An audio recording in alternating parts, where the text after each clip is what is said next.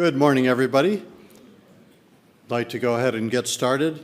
As is the case in all meetings and in church, there's room in the front pew if anybody would like to move down forward. This session is focusing, this is session 6H. It is focusing on 3 different papers related to reserving for general insurance. And we're going to follow the same format as I'm sure you've all seen in the other sessions already. 20-minute presentation, 10-minute Q&A, do that 3 times, and then have some general Q&A at the end. Really, if you have questions, I really encourage you to use the app. It works so much better for the recording, for the people who are virtually watching, and you can ask the question when it comes into your mind rather than waiting until the moment. I'm going to skip the introductions of the speakers other than their names. You can read as much as they want you to know about them on their bios on the app. And I'd rather allocate the time to their remarks and to any Q&A and discussion. I guess I should have introduced myself. I'm Bob Conger, the moderator for this session. So the first paper is Kristian Jakobsen, Evaluating Machine Learning Methods for IBNR Claims Reserving on Real Claims Data. Kristian?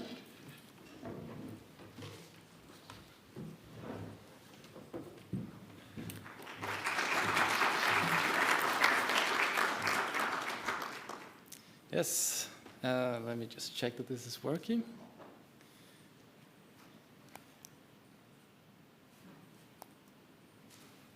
No.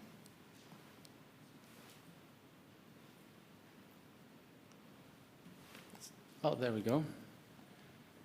Okay, yeah, thank you everyone for coming. As Bob said, I'm going to talk about machine learning methods on real claims data. I would say this is a case study, but I'm going to also explain how the method works, because it was not developed by me, but I think it's nice to give some context of what I'm doing. So to start with the context, I work at the insurance company Gjensidige in the actuary department, and I was hired as a data scientist to explore ways of automating the process of IBNR claims reserving. And the reason for this is that actuaries at Gjensidige have to do monthly checks of IBNR claims reserves. They might do actual versus expected analysis, and based on these analysis, they'll then do manual parameter tuning if it's necessary. And a lot of times you have one actuary who deals with many lines of businesses. So this can be a tedious process if you every month have to check a lot of products and you have to tune many parameters in order to find the optimal model. So if we can find ways to automate this and make it more data-driven, I think it would be a benefit. So just to give some examples of parameters that the actuary has to choose from, you are maybe already familiar with the Bernard to Ferguson or Bengt-Thunder method. These are the most commonly used at my company. They also have to set loss ratio a priori. So what loss ratio do they think it will ultimately end up being?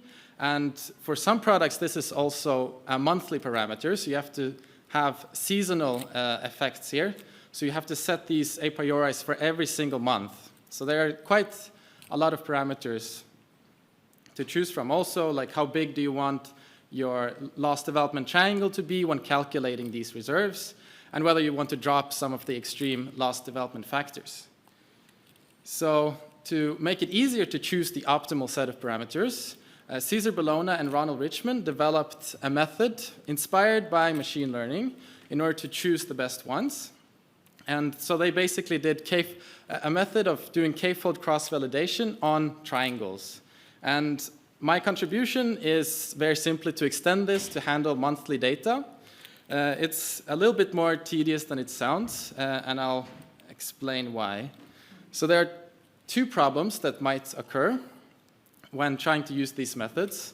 So trying to do machine learning in general, you want to have some labels if you're going to do supervised learning. But triangles are inherently censored, so you do not have information about how the ultimate claim is going to end up being, you need a lot of time for it to develop fully. And also, how do you do k-fold cross-validation on triangles? And I'll show you how that's done. Number 2 is the problem that I had to deal with. How do you set monthly a prioris? Because in order to have n observations for any particular month, you will need n years. So that means you have to go pretty far back just to have a few observations of any example for a month.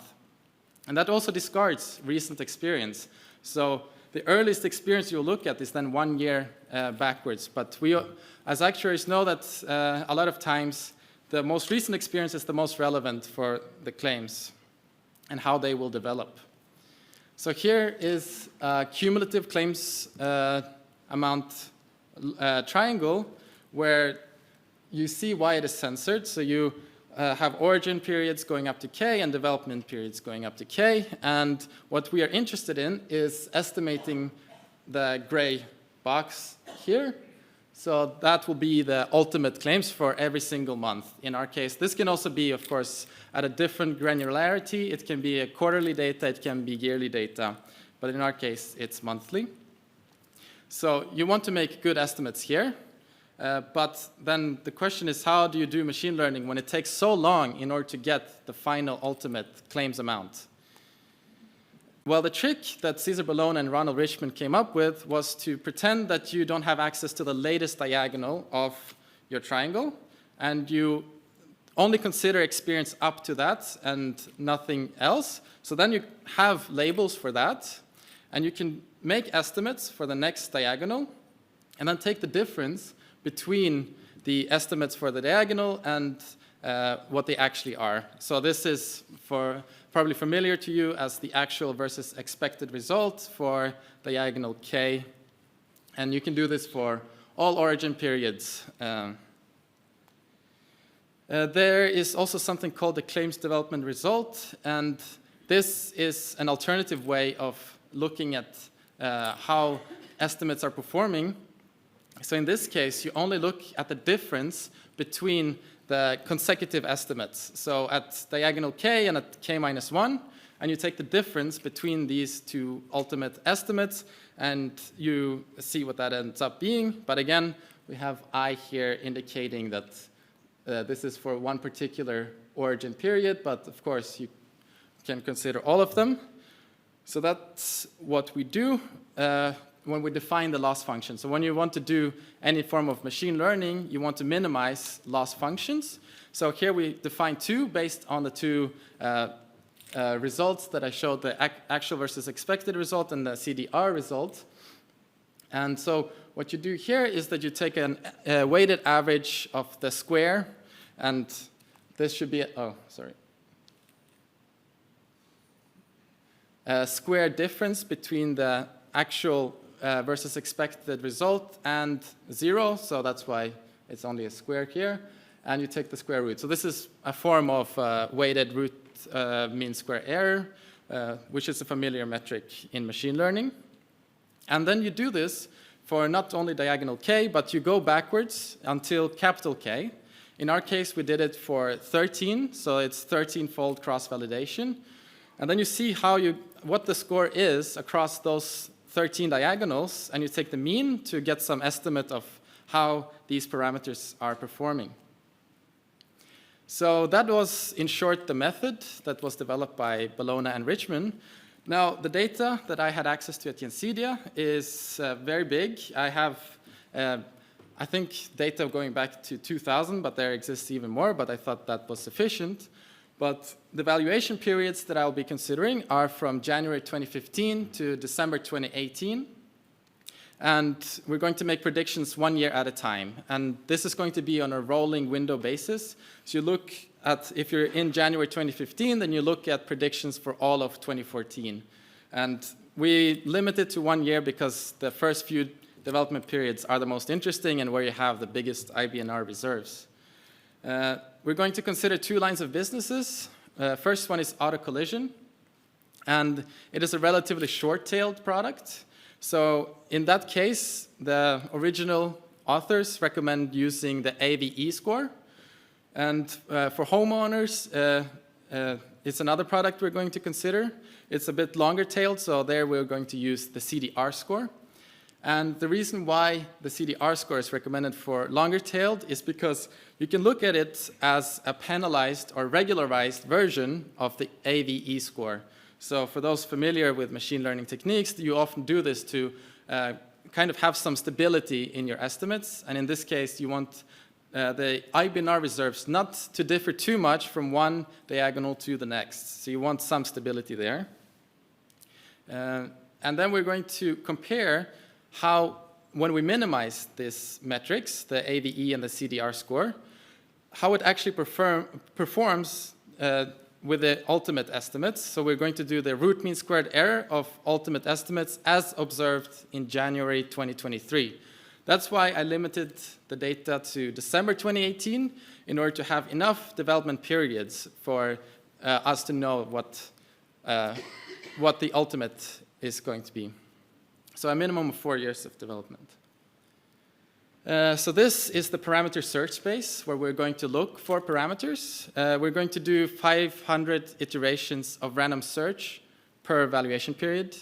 This seemed to be adequate, but of course you could do more, but considering we have quite a lot of periods, this seems sufficient to get a quite optimal result. I think the most interesting of these parameters is the second one. So that's the method that I hinted at before, where if we want to choose the monthly a prioris, then it's easier to not choose them directly and set them and then look many years in the past. Then we wouldn't do 13-fold validation, we would do much more. Instead, we're going to look at the cumulative development factors, or the individual rather, and we're going to look at the incurred loss ratio and multiply it by something sampled from this distribution. So I'm just going to assume very simply that it's normally distributed, and if I go to the next slide, you see that it's probably not completely normal, but I think it's close enough for our purposes.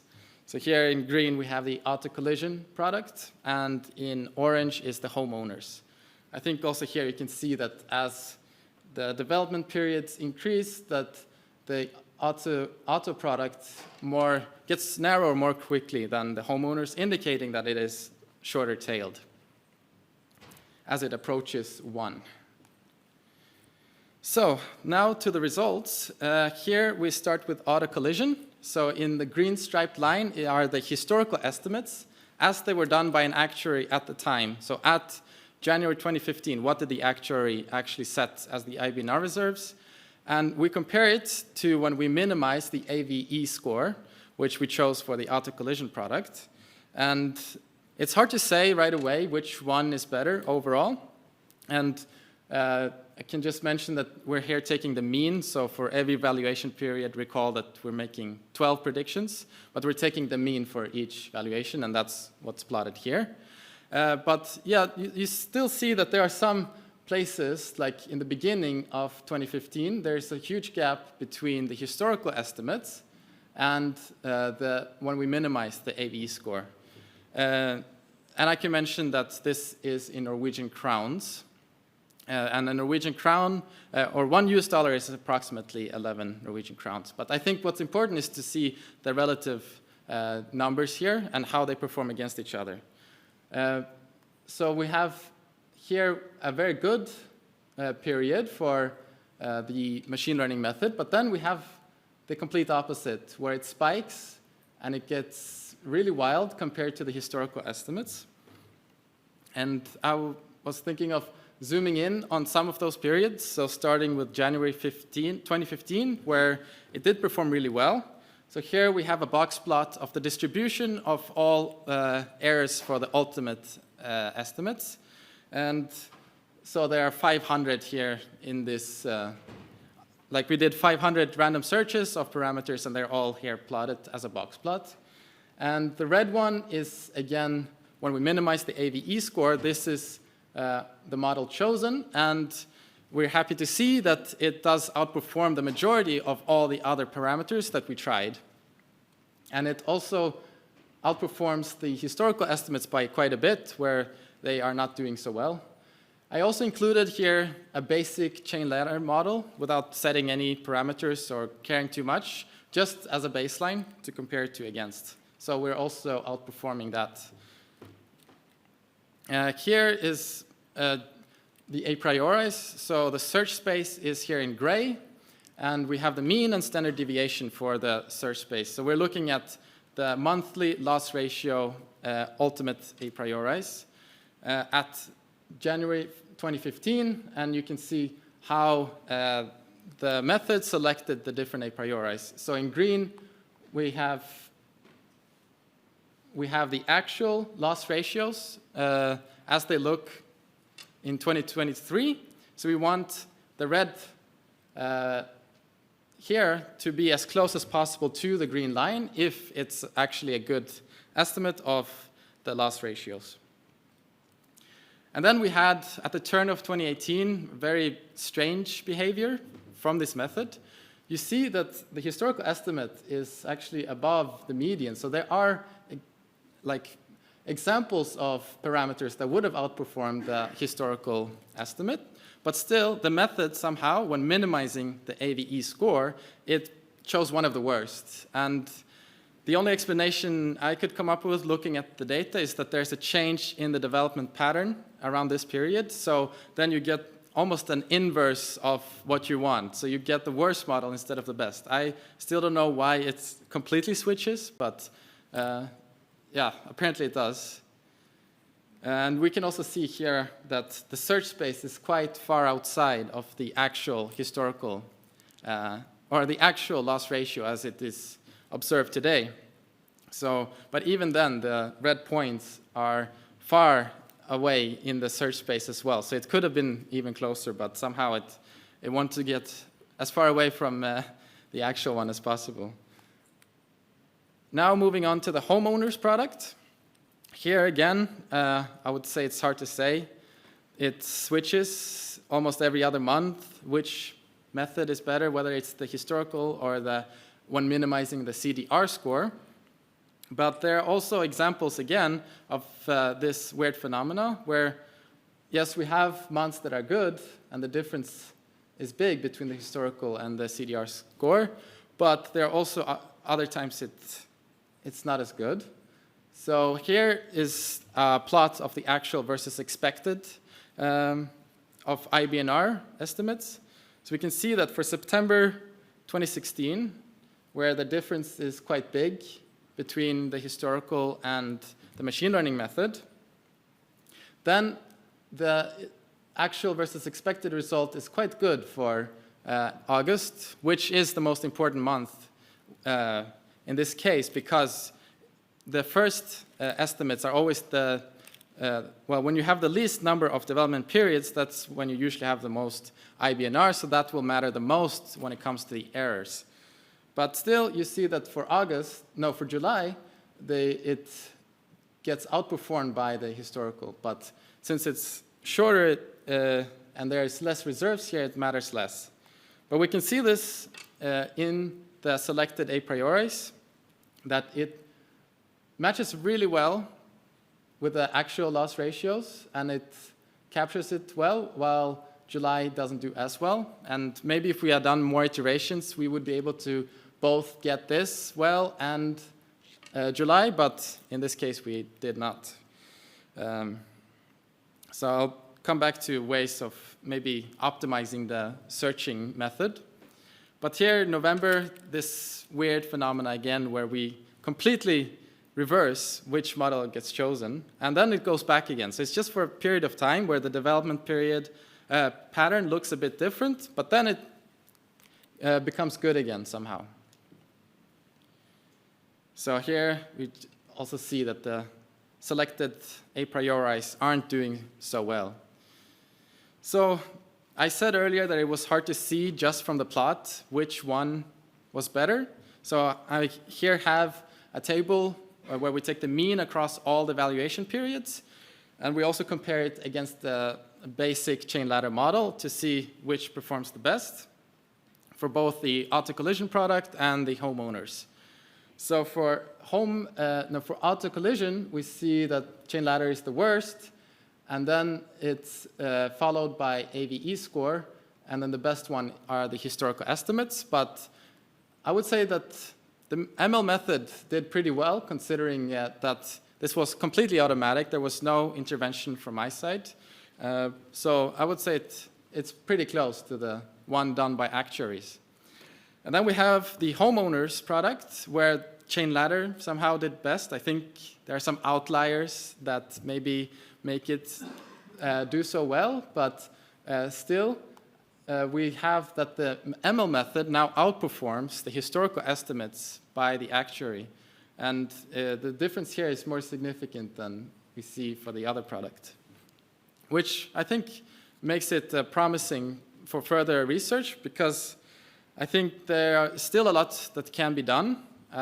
First of all, doing Bayesian optimization, I think, might be more effective, and you arrive at optimal parameters much quicker.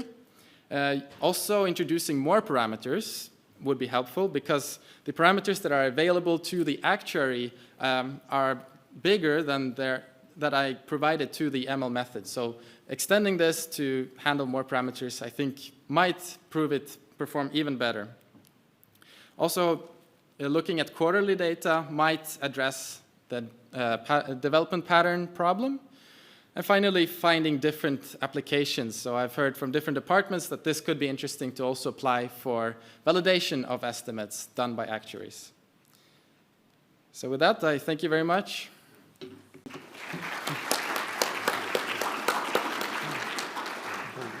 This thing? Yeah. So,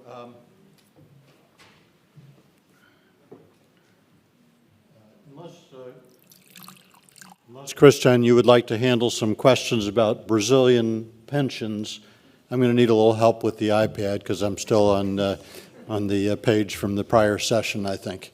But in the meantime, very nice presentation, and it did generate a few questions that I'll ask you, and until we get the iPad squared away, there is a roving mic that we can use. Please do use the mic, because the session's being recorded and also observed from other planets and so forth. So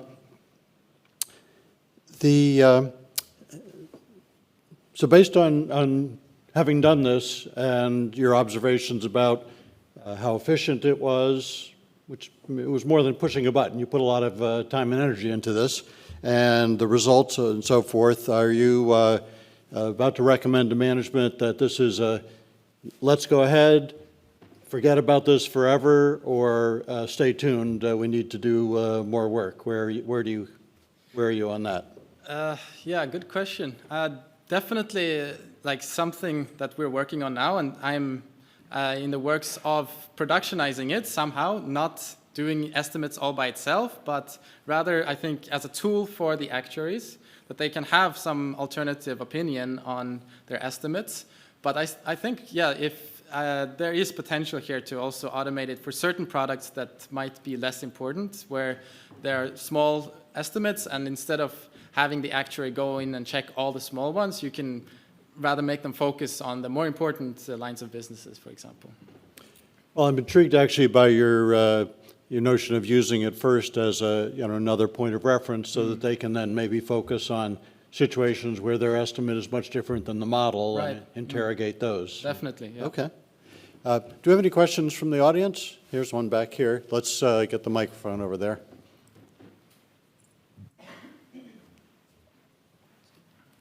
Thank you for a nice, interesting piece of work.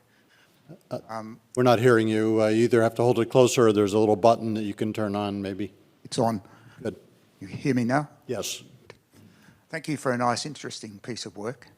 A proposition for you, which actually follows on from Bob's question.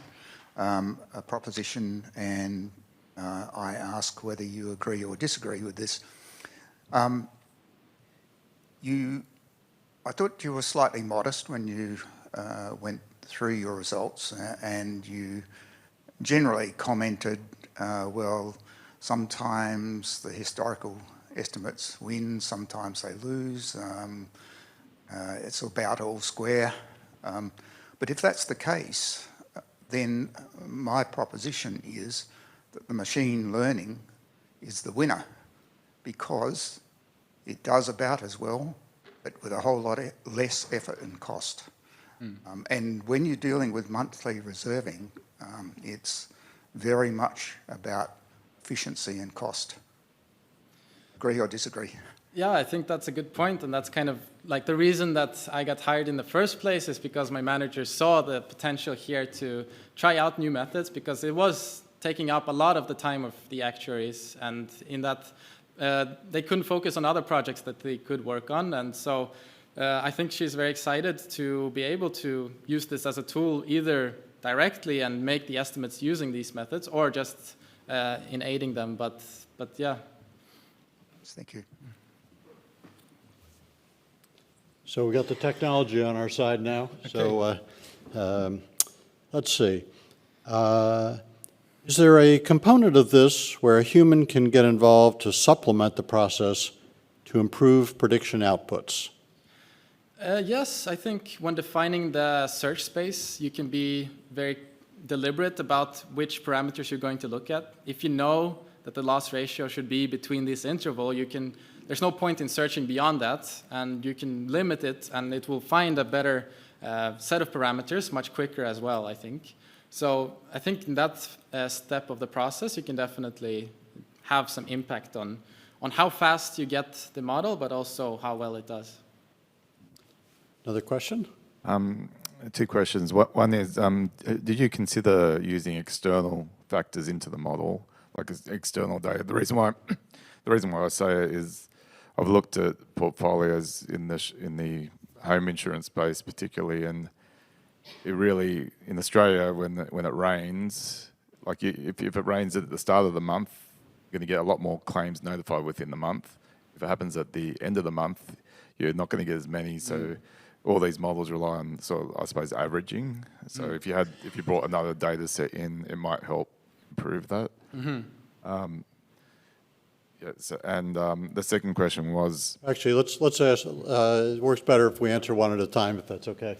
Yeah, very interesting. That's kind of, when I got hired, that's what I started doing regular machine learning models, not doing these standard chain ladder things. And the idea was you can introduce other variables. And we did look at weather data. We tried precipitation and temperature. And but it was, at least for homeowners, it was difficult to have any impact. I think the claims data in itself seemed to be sufficient, and adding the weather data didn't do much. But yeah, it's possible that there's better ways of feature engineering or some other ways of introducing those data that could make it better. I think in the case of auto collision, there was a pattern that followed. That we could use the weather data in a nice way that kind of made it predictive of how big the estimates should be. But it was still very unstable, so that's why we kind of went back to the basics and tried rather to just use standard methods, but use machine learning to kind of set the parameters, or the machine learning technique. And the second question was, did you look at any smaller intervals instead of the same ones which were used by the valuation, I suppose? Smaller intervals. Like the development period and accident period, did you look at like a week instead of a month, that sort of thing? Not any smaller than months, no. Yeah. Thank you. Other questions from the audience?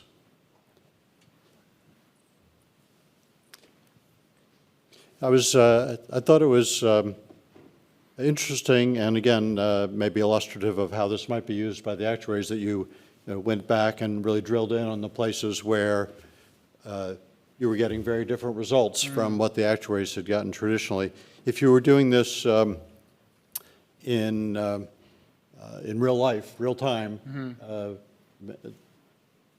would there be an analogous part of your analytical process? I guess you could have some system that alerts you that, okay, now that there's something different about the development pattern, so you should be careful about using this method. Also, just investigating the parameters that were chosen, and do they make sense? If it chooses a loss ratio that seems far outside of what you would expect, then maybe this is an indication that something went wrong. But yeah, I don't know if there's other things, maybe. Okay.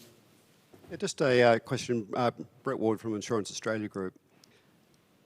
How does management perceive these results? Right, I guess it's my experience that it doesn't matter what method you use.